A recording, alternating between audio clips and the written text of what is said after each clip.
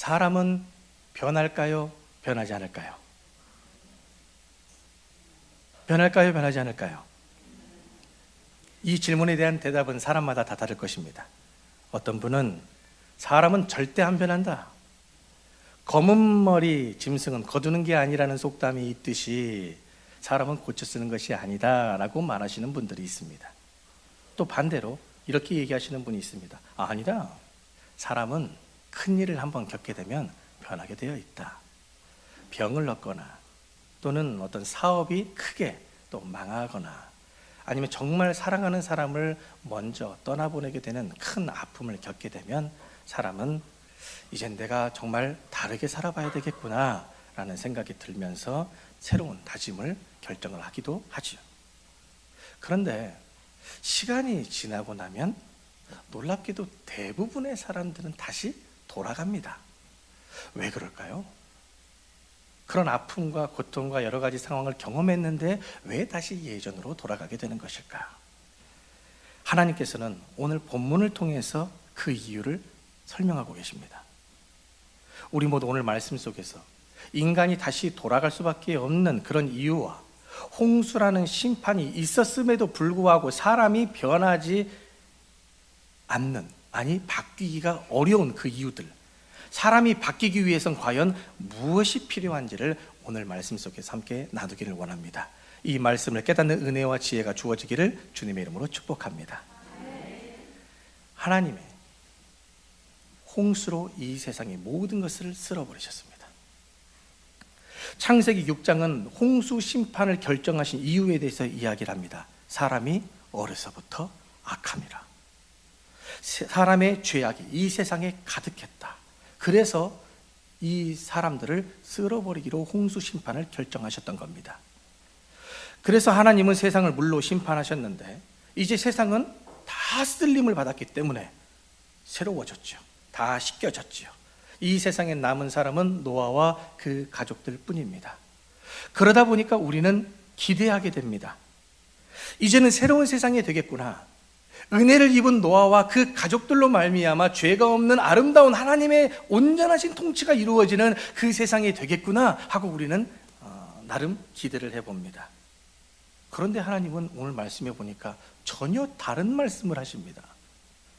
노아가 제사를 하나님께 드린 뒤에 하나님께서 뭐라고 말씀을 하시는지 21절 말씀을 한번 보시죠. 21절 말씀해 보니까 여호와께서 그 향기를 받으시고 그 중심에 이르시되 내가 다시는 사람으로 말미암아 땅을 저주하지 아니하리니 이는 사람의 마음이 계획하는 바가 어려서부터 악함이라.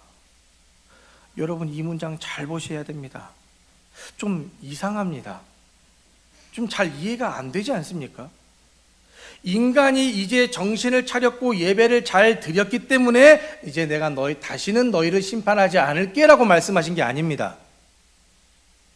이제 이 세상에 죄악된 인간이 다 물로 심판으로 쓸어버림을 당했으니까 이제 내가 다시는 너희에게 물로 심판하지 않을게 라고 말씀하신 게 아닙니다. 바로 보셔야 됩니다.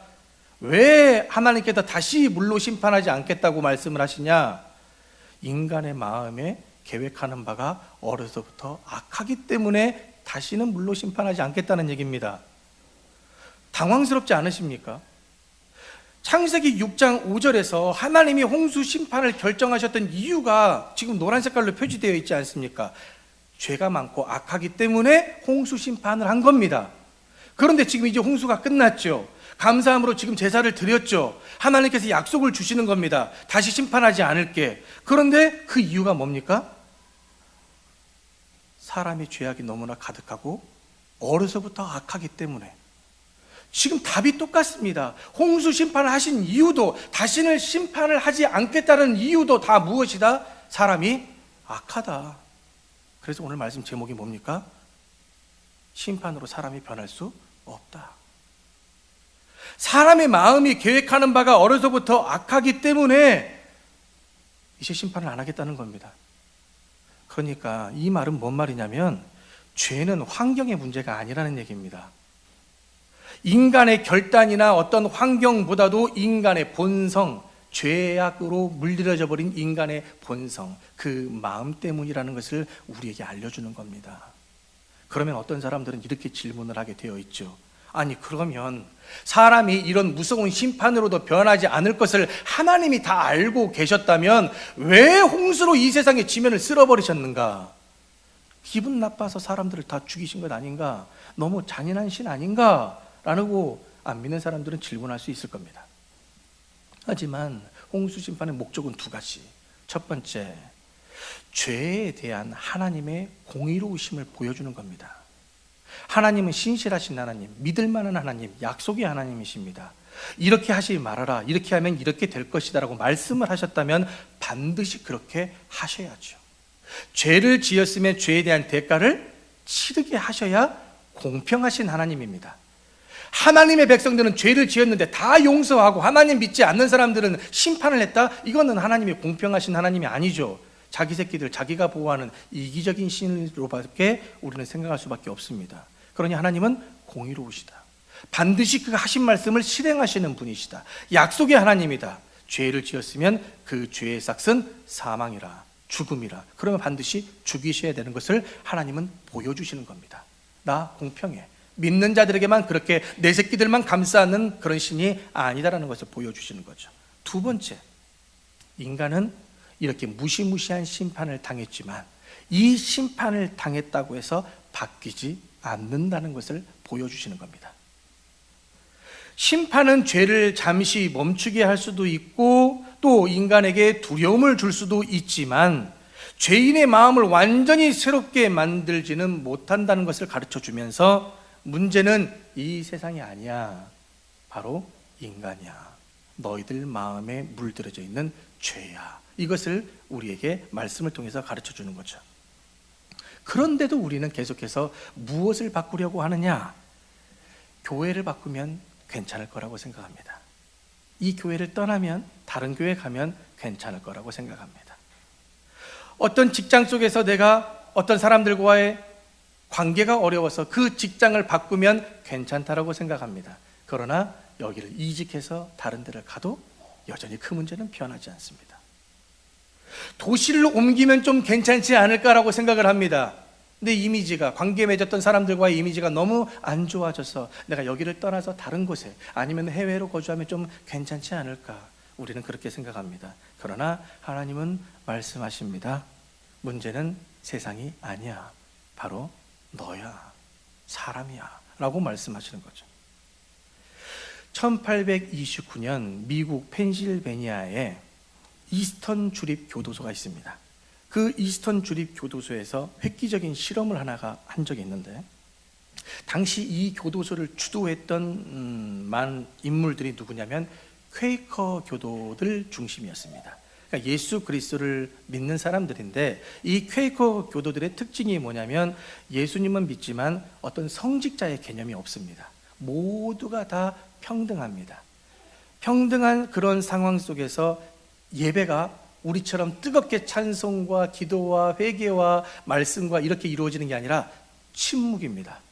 침묵 속에서 독특한 그 예배 안에서 인간 내면 안에 있는 빛을 중요하게 여기는 자들이 퀘이커 교도입니다. 잘못 보면 이단으로 보여질 수 있지만 뭐 이단이라고 말하기는 좀 어렵고 애매한 부분들이 있죠. 그렇게 내면의 빛을 중요하면서 그런 신앙을 가지고 있는 자들이 바로 이스턴 주립 교도도의 일하는 사람들인데, 그래서 그들은 이 기존의 난잡하고 이 폭력적인 감옥의 환경이 죄수들을 더 악하게 만든다라고 보았던 거죠. 그래서 죄수들은 각각 모든 죄수들을 한 명씩 독방으로 격리를 시킵니다. 그리고 성경 한 권씩 넣어주면서 약간의 수공업, 노동만 하게 하고 간수 외에 다른 죄수들을 통로에서 마주치지 못하게 복면을 가리고 이동할 수 있게끔 그렇게 철저하게 격려를 시키면서 이제 스스로를 돌아보는 내면의 빛을 끌어내려고 하는 의도적인 실험을 한 적이 있죠. 그렇게 해서 개과천선하게 만들겠다는 거창한 꿈을 가지고 이 실험을 실행한 적이 있는데, 나쁜 환경과 악한 동료들로부터 떼어내면 변화시킬 수 있을 거라고 보았던 거죠. 하지만 결과는 어땠을까요? 그들의 꿈과 다르게 많은 죄수들이 정신분열증을 겪고 환각을 겪으면서 출소한 사람들도 재범률이 다시 줄어들지 않는 안타까운 결과가 주어졌습니다. 이것이 얘기하는 바가 뭐겠습니까? 인간은 환경을 바꾼다고 해서, 그런 고통스러운 대가를 치르게 한다고 해서 그 본질이 바뀔 수 있는 것이 아니라는 이야기를 해주고 있는 거죠. 법을 강화한다고 해서 죄가 없어질까요? 아니죠. 그 법망 사이로 빠져나가 더 강력한 악을 만들어내는 것이 우리가 살아가는 이 사회 아닙니까? 교육을 잘한다고 해서 죄가 사라질까요? 아니요. 요즘은 교육도 교육답게 못하는 교권이 바닥을 찍고 있는 상황들 아닙니까? 좋은 환경이 사람을 조금 더 절제하게 만들고 조금 더 낫게 만들 수는 있겠지만 사람의 죄성을 완전히 깨끗하게 제거하지는 못합니다. 그래서 성경은 인간의 문제를 항상 무엇으로 보느냐? 인간의 마음 중심을 보는 거죠. 오늘 본문에서 보여주는 노아의 제사, 우리에게 분명한 메시지를 던집니다. 그리고 우리의 소망이 어디에 있는지를 지금 이야기해 줍니다. 노아가 방주에서 나오자마자 가장 먼저 하는 행동이 있습니다. 무엇입니까? 번제를 드렸습니다. 방주에서 나오자마자 집을 진 게 아닙니다. 방주에서 나오자마자 농사를 지은 게 아닙니다. 나오자마자 제사를 드렸다. 오늘날로 말하면 예배를 드렸다. 무엇을 이야기하고자 하는 걸까요? 우리가 이 세상을 살아가기 위한 우리 몸을 안전하게 보호할, 거처할 집이 필요합니다. 그리고 먹고 살아야 되기 때문에 음식이 필요하죠.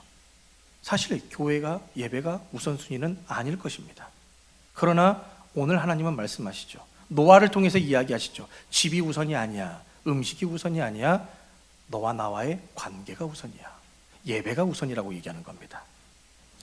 그래서 지금 여기서 더 우선순위 삼아야 될 것이 바로 예배임을 알려주는데, 앞으로 노아와 그 가족들을 통해서 번성하게 될 인류의 구원은 심판이 아니라 예배라는 겁니다.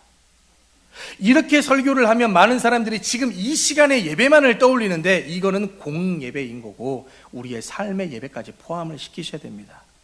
여기서만 하나님을 만나고 찬송하고 기도하고 말씀 듣는 것이 아니라 우리의 삶 가운데 주님과 동행하는 것, 그것이 삶의 예배 아닙니까? 그것이 우선이라는 얘기입니다. 그러니 얘들아, 너희들이 나의 아들들이니 내 딸들이니 내 백성들이니 먹고 사는 거 중요해. 너희들의 재산을 쌓는 거 중요해. 그러나 나는 너희들에게 더 원하는 것은 그것보다 나를 더 바라봐 줄 수 있겠니? 나를 더 신뢰할 수 있겠니? 내가 바라보는 그곳에 너희의 시선을 둘 수 있겠니? 내가 품고 있는 그곳에 네 마음을 전달할 수 있겠니? 내가 가고자 하는 그곳에 너희들이 움직여서 나와 함께 일해줄 수는 없겠니? 너희들은 나의 형상과 나의 성품을 가지고 있잖아. 그런 하나님과 교제하는 것, 삶 속에서 그렇게 맡겨진 삶의 자리에서 그 일들을 감당해내는 것을 하나님께서는 원하신다는 말씀입니다. 그래서 노아와 그 가족들의 번성하게 될 인류의 구원은 심판이 아닙니다. 바로 예배입니다. 예배를 통한 대속. 그런데 여러분, 우리가 이 예배를 드리면서 많은 분들이 놓치고 계신 게 있습니다. 그냥 이렇게 우리가 1시간 예배를 드리면 우리가 나름대로 할 도리를 다 했다고 생각할 수 있습니다. 착각하지 마십시오. 노아의 예배를 잘 보셔야 됩니다. 노아가 드리는 이 예배는 대속의 예배입니다. 이 대속이라는 단어가 어려운 단어라 설명을 드리면, 한자로 풀이해서 말씀을 드리면 대신할 대예, 속전, 다른 말로 표현하면 몸값입니다. 몸값 속자입니다. 그러니까 대신해서 몸값을 지불하다.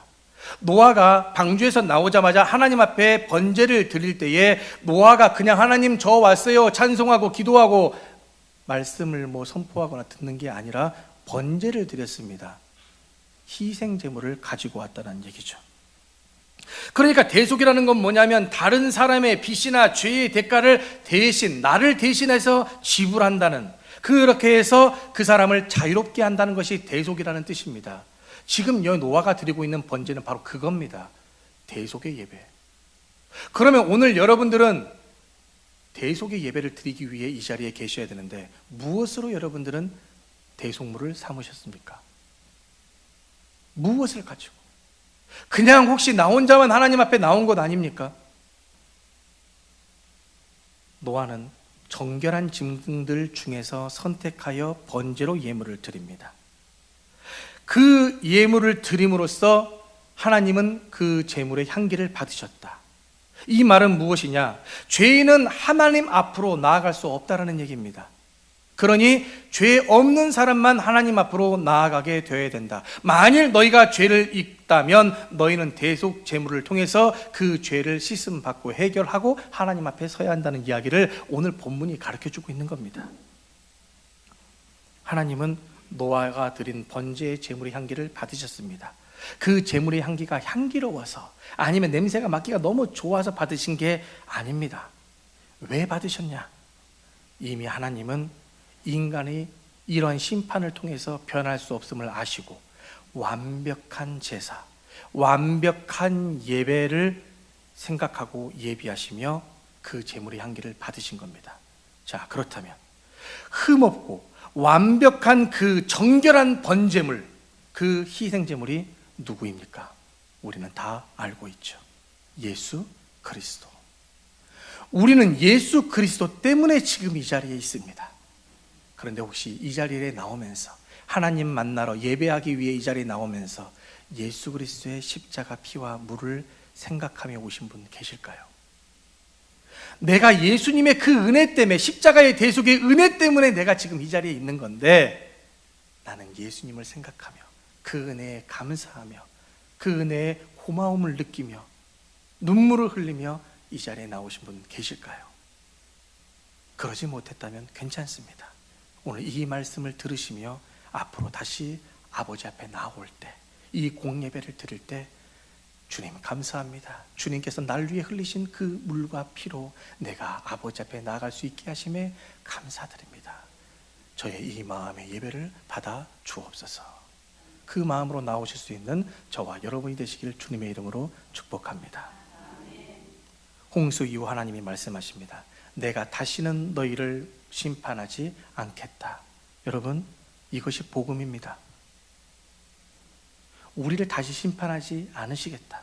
이것이 복음입니다. 왜요? 왜 우리를 심판하지 않습니까? 우리는 오늘 용서받았지만 내일 또, 아니요, 내일까지 갈 일도 없죠. 이 예배가 끝나자마자 또 우리는 죄 앞에 넘어질 거니까. 우리는 또 반복된 죄악을 다람쥐 쳇바퀴 돌리듯 죄로 달려가는 그 발이 빠를 것이니까 우리는 소망이 없습니다. 그래서 그런 소망이 없는 우리에게 이 하나님의 말씀은 위로가 되죠. 내가 다시는 너희를 물로 심판하지 않을 거야. 이게 복음입니다. 그런데 우리는 도대체 어떤 복음의 소리를 듣기 원하는 겁니까? 내가 너에게 많은 재물을 줄게. 내가 너에게 더 건강한 힘을 줄게. 지혜를 줄게. 이걸 여전히 원하시는 겁니까? 아무리 많은 재물이 있어도, 아무리 많은 지식이 있어도, 아무리 좋은 건강을 가지고 있어도 죽음 앞에 무슨 소용이 있습니까? 아무 소용 없습니다. 다 필요가 없습니다. 내가 그렇게 아끼는 내 자식이라도 내 몸이 아프면 다 귀찮다고 어른들은 말씀하셨습니다. 죽음 앞에 아무것도 없습니다. 그런데 하나님께서 다시는 물로 너희들을 심판하지 않을게. 내가 너희를 안단다. 너희들도 이 죄로부터 벗어나기를 원하지만 너희들 뜻대로 되지 않는다는 걸 내가 안단다. 그러니 내가 다시는 너희들로 심판하지 않을게. 물로 심판하지 않을게. 그러면서 예수님이, 하나님은 이렇게 말씀하시는 거죠. 다시는 심판을 반복하지 않으시고 다른 길을 준비하시겠다는 겁니다. 그 길이 어떤 길이냐? 예수 그리스도를 희생시키는 길. 그 희생 때문에 오늘 저와 여러분이 이 자리에 있는 줄로 믿으시길 바랍니다. 그 믿음이 우리를 구원하는 것이지, 우리의 결단, 우리의 의지, 우리의 선택, 우리의 애씀이 우리를 구원하는 것이 결코 아닙니다. 죽어야 될 날 대신해서 어린 양이신 예수 그리스도께서 죽으셨고 다시 부활하셨고 지금은 하늘 보좌 우편에 앉아 계시지만 머지않아 다시 오셔서 완성될 구원을 이루어 주실 그분을 믿음으로 우리는 구원받는 줄로 믿습니다. 그래서 노아의 번제는 흠없는 어린 양으로 죄인을 대신하여 하나님 앞에 올려진 예수 그리스도를 보여주는 겁니다. 홍수는 죄인을 없애지 못합니다. 노아도 노아의 가족도 죄인입니다. 은혜를 입었기 때문에 의인이라 불려졌고, 은혜를 입었기 때문에 완전한 자라 불려졌고, 은혜를 입었기 때문에 하나님과 동행했다라고 말씀을 하는 것이지, 노아도 똑같은 귤입니다. 에틸렌 가스를 머금고 이미 곰팡이 균이 묻어있는 똑같은 하나의 귤입니다. 은혜를 베풀어 주셨기 때문에 하나님께서 그렇게 하신 거죠. 홍수는 죄인을 없애지 못하지만 예수님은 죄인을 새롭게 합니다. 심판은 사람을 바꾸지 못하지만 예수님은 사람을 새롭게 합니다. 여러분들 스스로를 생각해 보십시오. 물론 반복된 죄악의 여러 가지 모습이 나에게 계속 있지만 과거에 비해 조금씩이라도 내가 변화되고 있는 모습이 있지 않습니까? 이게 은혜입니다. 뭐 때문에 이렇게 변할까요? 세월이 지나서일까요? 나이를 먹어서일까요? 아니요, 예수 그리스도 때문입니다. 그래도 내가 믿는 자니까, 그래도 내가 예수님을 믿는 자니까 내가 사람들과는 구별돼야지, 그래도 내가 구별된 삶을 살아야지, 이것으로 내가 구원받는 건 아니지만 그래도 나는 믿는 자잖아, 말씀대로 살아봐야지라고 발버둥치는 그 삶 속에서 우리 눈에 확실하게 보여지진 않지만 0.1% 아니면 0.01% 조금씩 우리는 성화되어져 가고 있는 거죠. 우리도 노아와 다르지 않습니다. 우리 하나님의 말씀 알고 있습니다. 지금 하나님 말씀 듣고 있습니다. 우리는 은혜를 이미 경험을 했습니다. 그리고 예배도 드리고 있습니다. 그러면서 여전히 죄와 싸웁니다. 죽을 때까지 싸울 겁니다. 이 사실은 우리를 절망하게 만들지 않지요.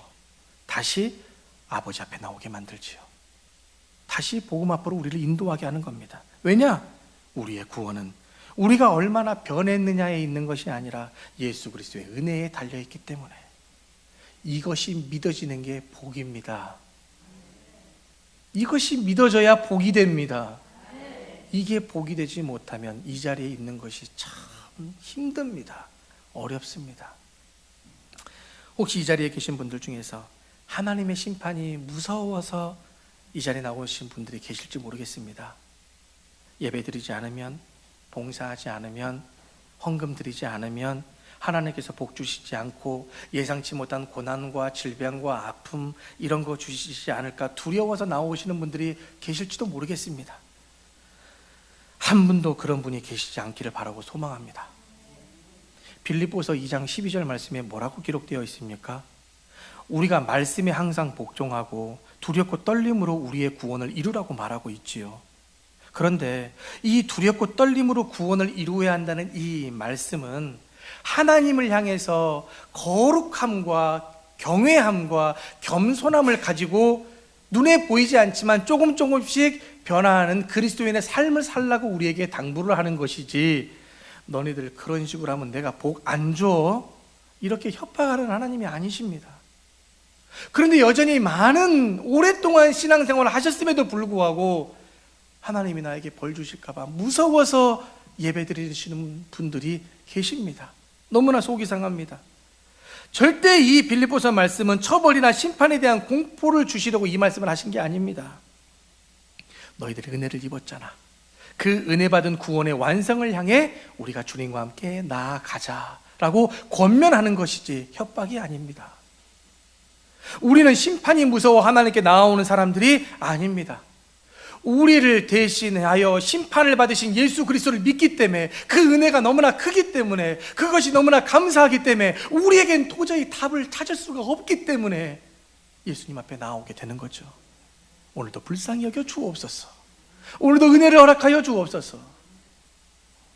두려움 때문에 나오게 되면 또다시 우리는 율법에 매입니다. 이거 해야지 구원받을 것 같아서, 이렇게 해야만 구원받을 것 같아서 우리는 또 율법 속으로 들어갑니다. 그 율법에 갇히면 행복하지 않습니다. 왜냐? 부담됩니다. 예배도 드려야 돼, 이 봉사도 해야 돼, 저것도 해야 돼, 헌금도 해야 돼, 요것도 해야 돼. 부담스러워서 예수님을 인격적으로 만나지를 못합니다. 말씀이 은혜로 들어오지를 못합니다. 여러분 생각해 보십시오. 예수님이 왜 오셨습니까? 우리를 자유케 하시고 눈먼 자의 눈을 뜨게 하시려고, 마음이 억눌린 자의 마음을 풀어주시려고, 즉 자유하게 해주시려고 임마누엘 하셨습니다. 그렇게 해주시려고 우리에게 오셨는데, 우리는 그런 임마누엘의 하나님을 바라보기보다는 또 율법으로, 말씀으로, 봉사로, 헌금으로 이렇게 또다시 들어가고 있으니 예배가 행복합니까? 아니죠. 우리가 계속 율법에 매여 있으면 예수님이 이 땅에 오신 목적이 허탈해집니다. 마무리합니다. 심판은 사람을 바꿀 수 없습니다. 오직 예수님만이 답이십니다. 오직 예수님만이 우리를 구원하시고 변화시킬 수 있습니다. 이것을 아멘으로 고백을 하고 믿는 자들만 변화될 줄로 믿습니다. 하나님을 신뢰하십시오. 말씀을 신뢰하십시오. 내 것으로 받아 드십시오. 그래야 나에게 힘이 되는 거지. 내가 먹어야, 내가 붙잡아야 나에게 소망이 되는 거지. 그냥 하나의 지식으로 가지고 있으면 지식으로 끝나납니다. 한 알의 밀이 땅에 떨어져 죽지 아니하면 그대로 있겠고 죽으면 많은 열매를 맺으리라. 믿음으로 우리는 구원을 얻습니다. 믿음으로 자유할 수 있습니다. 믿음으로 행복할 수 있습니다. 믿음으로 고통을 극복할 수 있습니다. 우리에게는 오직 믿음, 솔라 피데, 오직 믿음뿐입니다. 그러니 사도행전 4장 12절에 뭐라고 말씀하십니까? 다른 길로서는 구원을 받을 수 없나니 천하 사람 중에 구원을 받을 만한 다른 이름을 내게 주신 일이 없음이로다. 우리의 자랑은 우리의 결심도 아니요 우리의 의지도 아니요 우리의 변화도 아닙니다. 오직 예수 그리스도뿐입니다. 그분이 우리 대신 죽어주셨기 때문에 우리는 그것을 믿음으로 말미암아 오늘도 이 자리에 있는 줄로 믿습니다. 믿음으로 승리하시길 주님의 이름으로 축복합니다. 자격 없는 우리는 그 은혜 때문에, 예수 그리스도의 그 은혜 때문에, 믿음 주신 그 감사함과 은혜 때문에 아버지 앞에 지금 예배를 드리고 있는 것이지 결코 두려워서 무서워서가 아닙니다. 그러니 두려워하지 마십시오. 무서워하지 마십시오. 이미 여러분들이 이 자리에 계신다는 증거는 아버지께서 여러분들에게 은혜를 입히셨기 때문임을 믿으시길 소망합니다. 은혜를 입었기 때문에 이 자리에 있는 것입니다. 여전히 내 안에 죄가 있습니다. 괜찮습니다. 부족합니까? 그럴 수 있습니다. 그 모든 것을 아버지의 십자가 앞에 다 쏟아놓고 죄송합니다 아버지, 오늘도 저는 변함없이 소망이 없습니다. 그런데 그런 나를 불러주셨습니다. 감사합니다. 그 감사함으로 하나님 앞에 서 있을 수 있는 우리 모두가 되길 축복합니다. 그러니 이번 한 주간도 은혜를 입은 자들답게 화이팅 합시다. 은혜를 입은 자들답게 우리의 우선순위를 바르게 세웁시다. 그 우선순위는 바로 이 자리에서 드리는 예배뿐만이 아니라 바로 이 예배가 끝나고 돌아가야 될 우리의 삶입니다. 그 삶 속에서 믿음을 붙잡으시고 말씀을 붙잡으시고 그 삶 속에서 아버지의 얼굴에 미소를 띄우게 할 수 있는 저와 여러분이 되길 바랍니다.